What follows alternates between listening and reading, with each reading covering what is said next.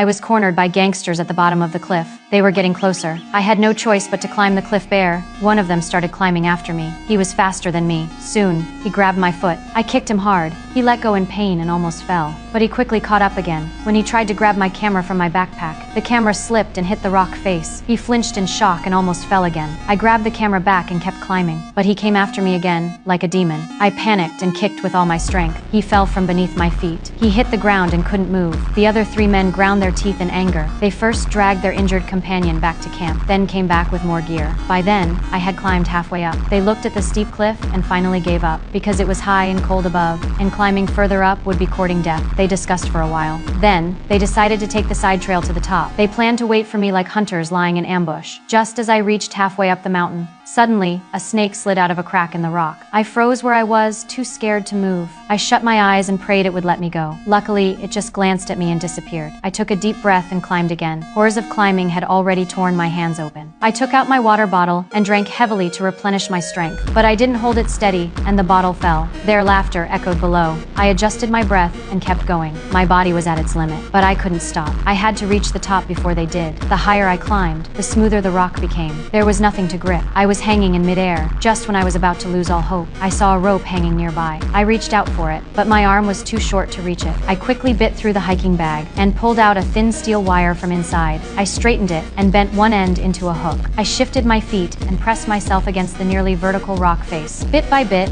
I tried to hook the rope. 2 meters away felt like forever. Finally, I managed to hook it. I didn't dare pull too fast. After more than 2 minutes, I finally grabbed the end of the rope, but that was only the first step in whether I'd make it out alive. I tied myself to the fixed line and began swinging my body side to side. I used the inertia to swing myself onto the protruding rock on the cliff face. I made it, but the danger wasn't over. That's when I spotted an old tent hanging from the cliff. I suddenly came up with an idea. I started moving toward it slowly. Using both my hands and feet, I finally landed on a large jutting rock. At that moment, the 3 men had already reached the summit. I quickly hid behind the rock. They timed it and soon realized I was right below them. I knew I was exposed. They shouted that if I handed over the evidence, they would let me live. Then they threw down a rope. I saw through their trick. I tied a piece of paper to the rope. They thought I had given in and pulled the rope up. But what they got was a note with a taunting message. I clipped the buckle into a crack above my head. Used all my strength, I lifted the old tent and fastened it to the top. As night fell, the makeshift tent hanging in midair was finally set up. I thought I could finally rest, but they didn't stop. They filled their packs with heavy stones, tied them to ropes, then they hurled it toward my tent.